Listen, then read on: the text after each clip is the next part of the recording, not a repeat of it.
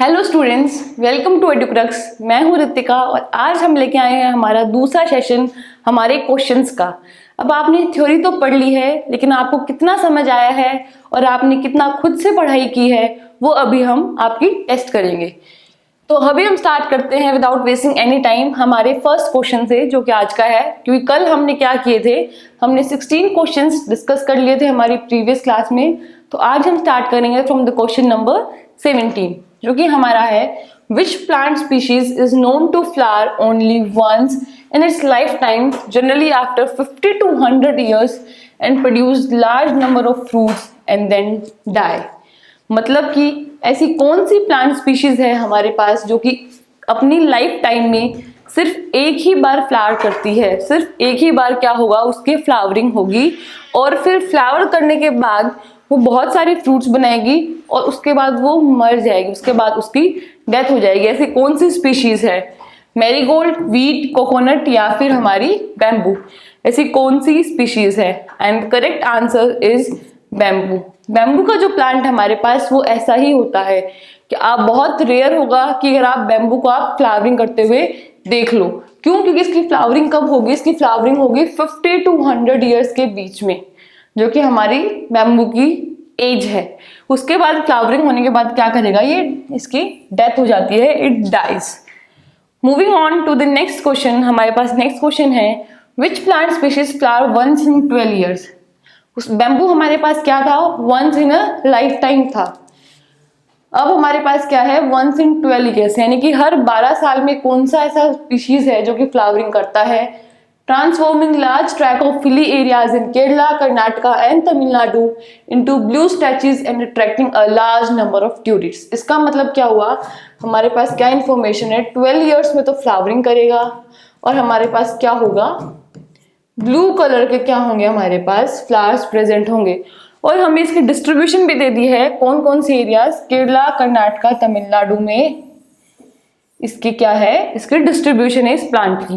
तो कौन सी स्पीशीज है? नीला कुरिंजी, जिसको हम बोलते हैं स्ट्रोबाइलेंथस कुंथियाना, मैरीगोल्ड, एप्पल, जैकफ्रूट। कौन सी स्पीशीज है इसमें से? हमारे पास आंसर है हमारा A species, that is strobilanthes kunthiana. Strobilanthes kunthiana एक अच्छी स्पीशीज है जो कि बहुत ज्यादा सुंदर क्या करती है? फ्लावरिंग देती है। और जब ये जो हमारे पास स्पीशीज है जब ये फ्लावर करती है तो this is present in the hilly areas. Hilly areas में प्रेजेंट है तो पूरी हिल ब्लू कलर की हमें दिखेगी और इतना सुंदर, इतना मैग्निफिसेंट, इतना ब्यूटीफुल सीनिक व्यू होता है कि it attracts a lot of tourist in India at the time when this Strobilenthus kunthiana flowers. Moving on to the next question. Next question हमारे पास what is the ostrich cycle in known primate mammals। कि अभी हमने देखा था हमारी कल की class में कि प्राइमेट्स में मेंस्ट्रुअल साइकिल होती है, वो क्या होती है वो हमने देख लिया था। आज हम पूछेंगे कि ऑस्ट्रिच साइकिल क्या है, और ऑस्ट्रिच साइकिल होती है हमारी नॉन प्राइमेट्स में।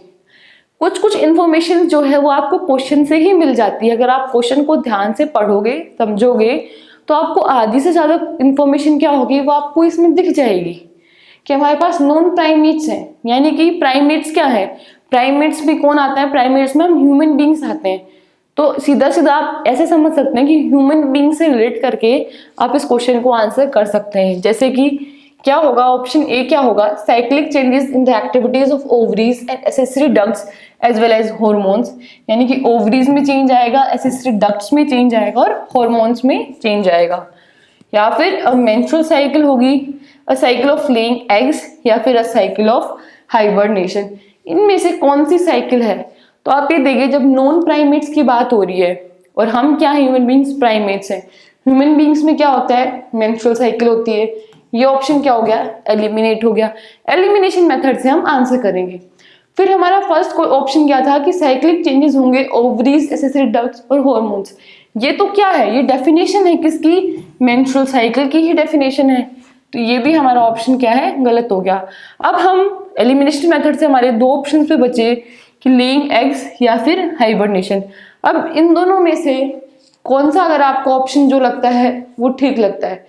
क्या ह्यूमन बींग्स हाइबरनेशन करते हैं या फिर क्या ह्यूमन बींग्स एग्स देते हैं? ह्यूमन बींग्स क्या करते हैं, दे गिव बेबीज। तो वो क्या है, वो है विविपैरस एनिमल्स है हमारे पास। तो ये ऑप्शन हमें रखना है कि ये ऑप्शन हो सकता है। हाइबरनेशन वाला ऑप्शन, क्योंकि हम ह्यूमन बींग्स तो हाइबरनेशन भी नहीं करते, तो ये दोनों ऑप्शंस रह सकते हैं, लेकिन इसका करेक्ट ऑप्शन जो है वो हमारे पास है option C. This is the wrong, ये जो आंसर दे रखा है ये रॉन्ग है। इसका हमारे पास करेक्ट आएगा हमारे पास a cycle of laying eggs, a cycle of laying eggs, this will be the correct answer. क्यों? क्योंकि हमारे पास ऑस्ट्रिच साइकिल होती है, उसमें हम क्या करते हैं, उसमें हमारे पास जनरली ओविपैरस एनिमल्स आते हैं, और मेंस्ट्रुअल साइकिल जो कि प्राइमेट्स में होती है उसमें जनरली हमारे पास क्या आते हैं, विविपैरस एनिमल्स आते हैं। Moving on to our next question which is what is the term used to describe the period of growth and maturity that an organism must reach before it can reproduce sexually? आप हमारी classes अगर आप regularly देख रहे हो ना, तो आपको ये क्वेश्चन बहुत इजी लगेंगे, आपको लगेंगे कि बहुत इजी क्वेश्चंस हैं, कुछ भी मुश्किल नहीं लगेगा। लेकिन अगर आप पढ़ाई नहीं करते हैं, रेगुलरली नहीं पढ़ते हैं, तो आपको लगेगा कि शायद ये क्वेश्चंस डिफिकल्ट हैं, but this questions are really very easy. We have discussed them like 2 to 3 times, हमने डिस्कस कर लिया है इन क्वेश्चंस को। अब क्या है इस क्वेश्चन में, क्या पूछा है कि जब हमारा ऑर्गेनिज्म सेक्सुअली रिप्रोड्यूस करने की कैपेबल नहीं है या फिर कैपेसिटी उसकी नहीं है, उससे पहले का जो टाइम पीरियड है उसको हम क्या बोलते हैं? उसको हम बोलते हैं reproductive phase, juvenile phase, vegetative phase या मैच्योर फेज। हम कौन सा फेज उसको बोलते हैं? और the answer for this question is juvenile phase. इसका क्या है, हमारे जुवेनाइल फेज, या फिर हम इसके साथ एक और ऑप्शन ऐड कर सकते हैं, juvenile phase and vegetative phase, क्योंकि ये हमारे पास क्या है, मल्टीपल चॉइस करेक्ट ऑप्शन है। B and C both the options are correct, क्योंकि जुवेनाइल फेज हम यूज करेंगे किसके केस में, जुवेनाइल्स हम यूज करेंगे एनिमल्स के केस में, और वेजिटेटिव फेज हम यूज करते हैं प्लांट्स के केस में। यहाँ पे क्वेश्चन में हमें कहीं पे भी प्लांट या एनिमल मेंशन नहीं है, क्यों क्या मेंशन है, सिर्फ ऑर्गेनिज्म मेंशन है। What is the term used to describe the period of growth and maturity that an organism must reach before it can reproduce sexually. अगर ऑर्गेनिज्म की जगह अगर एनिमल होता तो हमारा होता juvenile phase correct answer, plant होता तो होता हमारा वेजिटेटिव फेज करेक्ट आंसर। अभी ऑर्गेनिज्म मेंशन्ड है तो हमारे दोनों के दोनों ऑप्शंस हमारे पास क्या है, करेक्ट ऑप्शंस हैं, क्योंकि सिर्फ ऑर्गेनिज्म हमारा मेंशन्ड है। Moving on to the next question, what this next question says, in which type of organism is it difficult to clearly define the vegetative, reproductive and senescence phases? यानी कि ऐसा कौन सा ऑर्गेनिज्म है जिसमें vegetative यानी कि प्री रिप्रोडक्टिव जब वो सेक्सुअली रिप्रोडक्शन ना कर पाए, रिप्रोडक्टिव जब वो सेक्सुअली रिप्रोडक्शन कर पाए, और सेनिसेंट यानी कि जब उसकी ओल्ड फेज आ जाए, जब वो ओल्ड हो जाए तब भी वो सेक्सुअली रिप्रोडक्टिव एक्टिव नहीं हो पाएगा। तो ऐसी तीनों जो क्लियरली डिफाइंड हैं, जैसे कि हम बात करते हैं अगर हमारी ह्यूमन फीमेल्स की अगर हम बात करें ह्यूमन फीमेल्स की, तो क्या होगा, वेजिटेटिव फेज या फिर हमारा जुवेनाइल फेज हमारा कब तक चलेगा, 13 to 14 ईयर्स की जब तक एज होती है तब तक हमारा क्या चलता है, वेजिटेटिव फेज। तब तक ह्यूमन फीमेल्स क्या है, सेक्सुअली रिप्रोडक्टिव करने के लिए एक्टिव नहीं है। फिर हमारा जब रिप्रोडक्टिव फेज चलेगा वो कब चलेगा, वो चलेगा हमारा 14 to अप्रोक्स 50 ईयर्स की एज तक हमारा क्या चलेगा, हमारा रिप्रोडक्टिव फेज चलेगा। और हमारा सेनेसेंस कब चलेगा कि 50 ईयर्स के बाद जब तक उसकी डेथ नहीं हो जाती तब तक हमारा क्या चलेगा, सेनेसेंस वाला फेज चलेगा। तो ह्यूमन फीमेल में हमारे पास क्या है कि तीनों ही फेजेस हमारे पास क्या है, क्लियरली डिस्टिंक्ट हैं। हम अलग अलग बता सकते हैं कि हाँ अभी ये फेज चल रहा है, अभी ये फेज और अभी ये phase, by just looking at the age of the human female. But ऐसे कौन सी स्पीशीज ऐसे प्लांट्स हैं जिसमें हम नहीं बता सकते हैं, जैसे कि option A annual plants, biennial plants, perennial plants या फिर बैम्बू स्पीशीज। हम कौन से में नहीं बता सकते हैं। Let us look at the answer. इसमें हमारे पास आंसर है पेरिनियल प्लांट्स, क्यों? क्योंकि पेरिनियल प्लांट्स क्या करते हैं, perennial plants they flower throughout their life time. वो क्या है, इसीलिए उनको हम क्या बोलते हैं, इसीलिए हम उनको बोलते हैं पेरिनियल। तो ऐसे प्लांट्स में ये डिस्टिंग्विश कर पाना काफी मुश्किल होता है कि कौन सा वेजिटेटिव फेज है, कौन सा रिप्रोडक्टिव फेज है और कौन सा हमारा सेनेसेंस वाला फेज है, ये बताना मुश्किल है। That is why C option is the correct answer. Moving on to the next question, what is the term used to describe the period between two flowering events in a plant? ऐसे plant जिसमें क्या होगा, जैसे कि हमारा एक time आया जब क्या किया इस प्लांट ने, फ्लावरिंग की, फिर हमारा कुछ टाइम रुक गया जब फ्लावर नहीं हुआ और कुछ टाइम बाद फिर हमारा इस प्लांट ने फ्लावर किया। तो जो टाइम पीरियड है बिटवीन टू फ्लावरिंग इवेंट्स, उस टाइम पीरियड को हम क्या बोलेंगे? उस टाइम पीरियड को हम जुवेनाइल फेज बोलेंगे, वेजिटेटिव फेज, रिप्रोडक्टिव फेज या फिर इंटर फ्लावरिंग पीरियड। आपको अब इसके जो ऑप्शंस हैं, ऑप्शन से हमें क्या समझ आ रहा है, ऑप्शन से ही हमें इसका आंसर समझ आ रहा है, इंटर फ्लावरिंग पीरियड। क्योंकि ये तीनों टर्म्स तो हम एक फेज के लिए यूज करते हैं, ठीक है। एक पीरियड के लिए तो हम क्या यूज करेंगे, इंटर फ्लावरिंग पीरियड। यानी कि जब एक प्लांट फ्लावर करेगा, दूसरा टाइम पीरियड आएगा और फिर से वो प्लांट वापस फ्लावरिंग करेगा, उस दौरान उस बीच के टाइम पीरियड को हम क्या बोलते हैं, उस बीच के टाइम पीरियड को हम बोलते हैं इंटर फ्लावरिंग पीरियड, ठीक है। Moving on to the next question, how are plants like potato, sugarcane, banana, ginger and dahlia cultivated?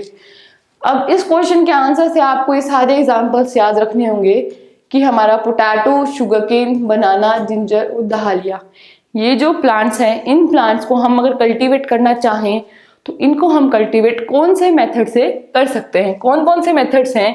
Bye planting seeds, इनके बीज लगा दो, बाय प्लांटिंग रूट्स, या फिर by planting stem cuttings with nodes, by planting leaves.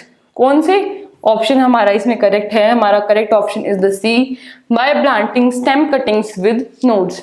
और ये हमारा क्या है? This is a mode of asexual reproduction का एक मोड है।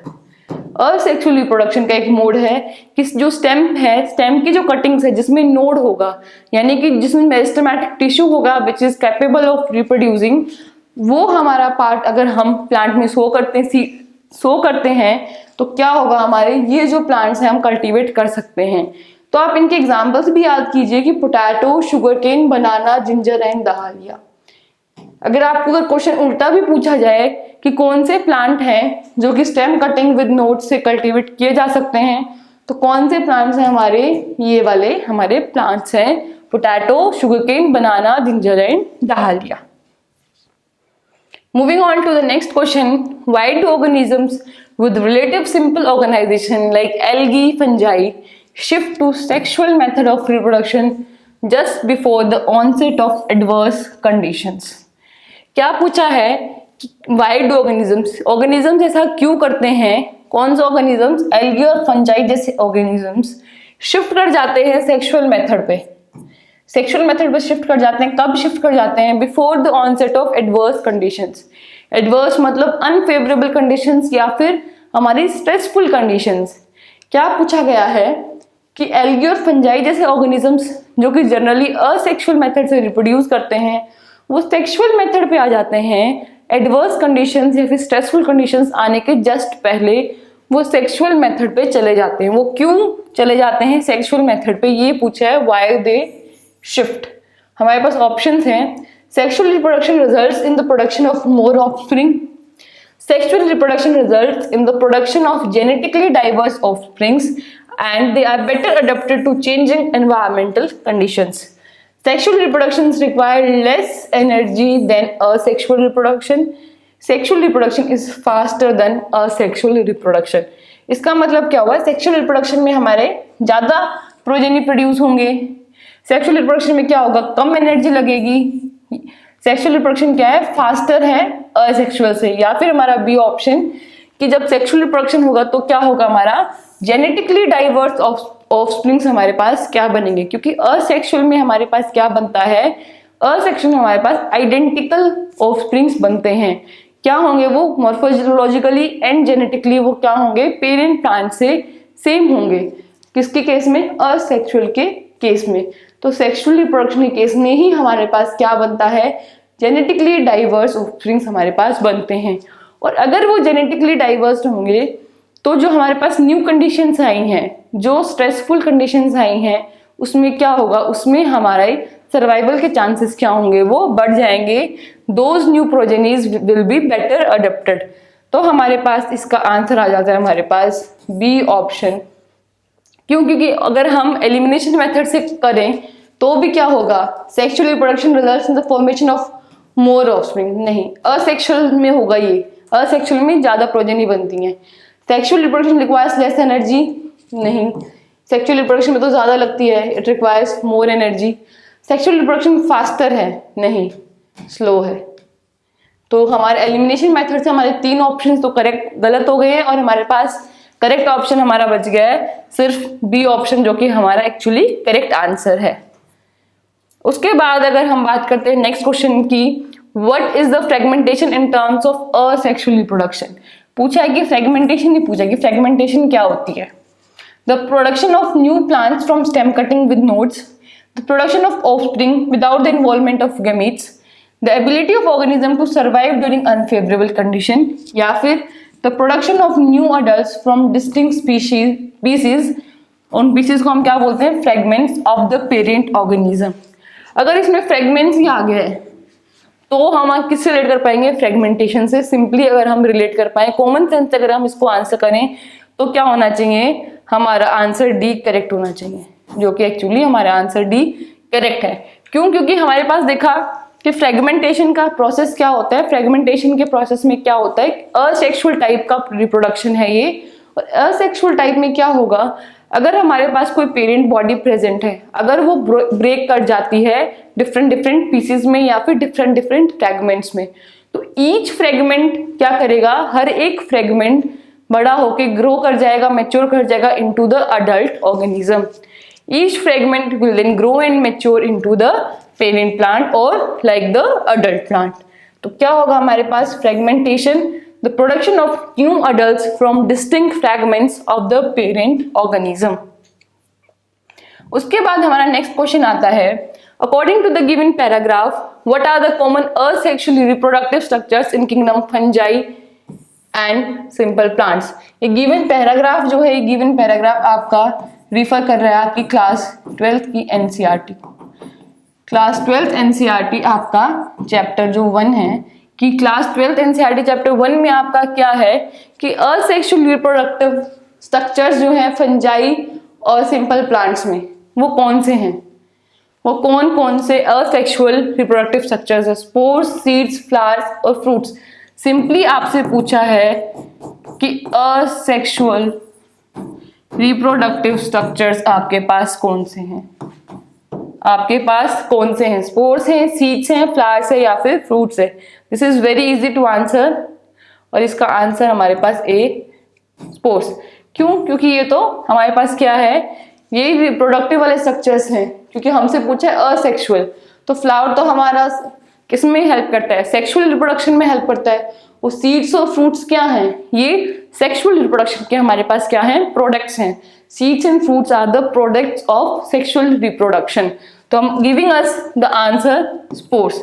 स्पोर्स क्या हैं, असेक्सुअल स्ट्रक्चर्स प्रेजेंट है। उसके बाद अगर हम हमारी नेक्स्ट क्वेश्चन की बात करते हैं, is vegetative reproduction a type of asexual reproduction, why और वाई नॉट। पहले तो हम एलिमिनेशन मेथड से हमारा पहला ऑप्शन ही देख लेते हैं कि वेजिटेटिव रिप्रोडक्शन क्या है, एक टाइप ऑफ असेक्सुअल रिप्रोडक्शन है या नहीं है। तो क्या है, इसका क्या आ गया, यस। और क्यों है या फिर क्यों नहीं है, हमारे पास देखा कि है तो वाई, ये क्यों है, क्यों है तो हमारे पास नो वाले तो ऑप्शन इनकरेक्ट हो गए, 2 बचे यस वाले। तो क्या है, yes because it involve the production of offspring without the involvement of gametes, या फिर yes because it involve the process of fertilisation process. Fertilisation का प्रोसेस आ गया, फर्टिलाइजेशन किस में होता है, फर्टिलाइजेशन तो हमें सेक्सुअल में देखने को मिलता है, तो giving us the option B correct. अभी हम आंसर देखते हैं, हमारा आंसर क्या है, बी। तो हमारा एलिमिनेशन मेथड से हमने क्या किया, इस क्वेश्चन को आंसर कर दिया। हमारा आंसर क्या है, yes. Vegetative reproduction asexual reproduction का मेथड है, यस है। लेकिन क्यों है, क्योंकि इसमें गैमीट्स का इन्वॉल्वमेंट नहीं है। गैमीट्स का इन्वॉल्वमेंट हमारे पास होता है कब होता है, जब हम सेक्सुअल रिप्रोडक्शन की बात करते हैं। उसके बाद हमारा नेक्स्ट क्वेश्चन आता है, is the term clone, clone की जो टर्म है applicable to the offsprings formed by vegetative reproduction? Yes, because the offsprings are genetically identical. No, because vegetative reproduction does not involve the production of offspring. Yes, because vegetative reproduction involves the formation or production of genetically diverse offspring. No, because the offspring formed by vegetative reproduction are not genetically identical to the parent. अब सीधा सीधा हम answer करते हैं पहले yes और no को। Clone जो है वो वेजिटेटिव रिप्रोडक्शन का पार्ट है, उसमें एप्लीकेबल होता है या नहीं होता है? तो हमारे पास आंसर क्या है उसका, yes, वो होता है। वो कैसे होता है, क्यों? क्योंकि हमारे पास क्लोन्स में क्या होगा, clones is the result of asexual reproduction. Excuse me, sorry. हमारे पास क्या होगा, क्लोन जब बनेगा वो बनेगा असेक्सुअल रिप्रोडक्शन के केस में। एक बार हम इसका आंसर देखते हैं, ये हमारे पास इसका आंसर है। क्लोन्स कब बनेगा हमारे पास, असेक्सुअल में हमारे पास ये बनेगा, ठीक है। उसके बाद जब असेक्सुअल में बनेगा तो असेक्सुअल में हमारे पास क्या बनते हैं, आइडेंटिकल चीजें बनती हैं। हमारे पास क्या बनते हैं, जेनेटिकली आइडेंटिकल होगा और वो क्या होगा, वो मोर्फोलॉजिकली भी आइडेंटिकल होगा। मोर्फोलॉजिकली ये क्या होंगे, आइडेंटिकल होंगे, आइडेंटिकल। असेक्सुअल रिप्रोडक्शन में क्या होगा हमारे पास, असेक्सुअल रिप्रोडक्शन में हमारे पास जो ऑफस्प्रिंग बनेंगे, जो यंग वंस बनेंगे, वो क्या होंगे, those organisms that will be produced out of the result of asexual reproduction, they will be genetically and morphologically identical to each other and to their parent organism. अपने parent organism के और अपने आपस में भी वो क्या होंगे, वो जेनेटिकली और मोर्फोलॉजिकली आइडेंटिकल होंगे। तो ऐसी टर्म को या फिर ऐसे ऑर्गेनिजम्स को हम बोलते हैं क्लोन्स। हम क्या बोलते हैं, क्लोन्स। तो हमारा ऑप्शन क्या होगा, पहले जो येस वाले हैं वो ऑप्शन ठीक होंगे, नो वाले ऑप्शन हमारे क्या हो जाएंगे, वैसे ही गलत हो जाएंगे। अब येस में हमारे पास ये ऑप्शन क्यों गलत है, क्योंकि इन्होंने क्या कहा है, इन्होंने कहा है जेनेटिकली डाइवर्स। जेनेटिकली डाइवर्स नहीं होते, जेनेटिकली क्या होते हैं, आइडेंटिकल होते हैं। ये अभी हमने पढ़ा था, जेनेटिकली क्या होंगे, आइडेंटिकल होंगे। जेनेटिकली डाइवर्स तो किसमें देखने को मिलते हैं, जेनेटिकली डाइवर्स हमें किसमें देखने को मिलते हैं, सेक्सुअल रिप्रोडक्शन में देखने को मिलते हैं, वेजिटेटिव रिप्रोडक्शन में हमें नहीं देखने को मिलते हैं। तो ये भी हमारा गलत हो गया था। तो हमारा ऑप्शन ए जो है वो हमारा ठीक होता है, yes, because the offspring are genetically identical to the parent. तो ये हमारा हो गया correct option. Moving on to the next question, which of the following organisms reproduced by binary fission? इनमें से कौन से ऑर्गेनिजम्स जो हैं वो रिप्रोड्यूस करते हैं बाइनरी फिजन के थ्रू? कौन से ऑर्गेनिजम्स रिप्रोड्यूस करते हैं? C option, both yeast and amoeba. Very easy question, nothing to discuss, कि पूछा गया है सिंपली कि कौन से ऑर्गेनिजम्स जो है वो बाइनरी फिजन करते हैं। बाइनरी फिजन क्या है हमारे पास, बाइनरी फिजन हमारे पास एक असेक्सुअल रिप्रोडक्शन का एक मोड है जिसमें बोथ यीस्ट एंड अमीबा हमारे पास क्या करते हैं, ये क्या करेंगे, ये रिप्रोड्यूस करेंगे बाइनरी फिजन के थ्रू। यीस्ट में हमारा क्या होता है, हमारे पास हमें देखने को मिलता है, यीस्ट में हमें देखने को मिलता है अनइक्वल डिवीजन होता है। क्या डिफरेंस है, बस यीस्ट में हमारे पास क्या होगा, अनइक्वल डिवीजन। अमीबा में हमारे पास क्या होगा, अमीबा में हमारे पास होगा इक्वल डिवीजन। ये हमारे पास डिफरेंसेस हैं यीस्ट और अमीबा के। Moving on to the next question, हमारे पास जो नेक्स्ट क्वेश्चन है वो है, what is the process by which amoeba secretes a 3 layer hard covering around itself under unfavourable conditions? पूछा गया है कि अमीबा में जब अनफेवरेबल कंडीशन आएगी, यानी कि जब स्ट्रेसफुल कंडीशंस आ जाएगी, जैसे कि ड्रॉट आ गया या फिर फ्लड आ गया, जब स्ट्रेसफुल कंडीशंस आएंगी तब अमीबा क्या करता है, अपने चारों तरफ 3 लेयर्ड हार्ड कवरिंग बनाता है। 3 लेयर की एक हार्ड कवरिंग बना लेता है अपने चारों तरफ। उस प्रोसेस को हम क्या बोलते हैं, जब वो 3 लेयर्ड हार्ड कवरिंग अपने चारों तरफ बनाता है, उस प्रोसेस को पूछा है, उस प्रोसेस को बोलते हैं एनसाइटेशन। उस प्रोसेस को हम बोलते हैं एनसाइटेशन। एनसाइटेशन क्या होता है? एनसाइटेशन होता है जब अमीबा में अनफेवरेबल कंडीशंस आती हैं और अपने आप को प्रोटेक्ट करने के लिए क्या करता है, वो एक 3 लेयर्ड हार्ड कवरिंग बनाता है, उसको, उस प्रोसेस को हम बोलते हैं हमारा एनसाइटेशन। फिर हमारे पास स्पोरुलेशन हम किसको बोलते हैं? स्पोरुलेशन हम बोलते हैं कि उन अनफेवरेबल कंडीशन जो हैं वो चली गई हैं, वापस फेवरेबल कंडीशंस आ गई हैं। तो ये जो 3 लेयर्ड कवरिंग बनी थी ना हमारे पास एनसाइटेशन में, वो 3 लेयर्ड कवरिंग क्या होगी, वो टूट जाएगी और जो हमारे पास सिंगल न्यूक्लियस था अमीबा का, क्या होगा, ये हमारे पास इसके अराउंड अगर हम बोले 3 लेयर्ड कवरिंग है, ये तो हमारी क्या हो जाएगी, ब्रेक हो जाएगी। और हमारे पास जो सिंगल न्यूक्लियस था वो क्या करेगा, वो मल्टीपल डिवीजन करेगा, वो क्या करेगा, मल्टीपल फिजन का प्रोसेस होगा और फिर ये क्या बनाएगा, सिंगल सिंगल हमारे पास स्पोर्स बनाएगा। वो स्पोर्स क्या करेंगे, इन्वायरमेंट में क्या करेंगे, रिलीज हो जाएंगे and these will later on grow and mature into the adult amoeba. तो इस प्रोसेस को हम बोलते हैं, इस प्रोसेस को हम बोलेंगे स्पोरुलेशन।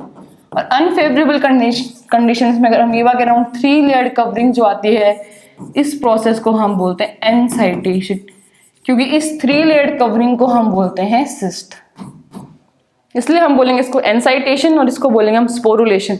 और ये जो अमीबा के स्पोर्स हैं, इन स्पोर्स को एक पर्टिकुलर नाम दिया गया है, वो नाम है हमारा सूडोपोडियोस्पोर्स। क्या नाम है हमारा,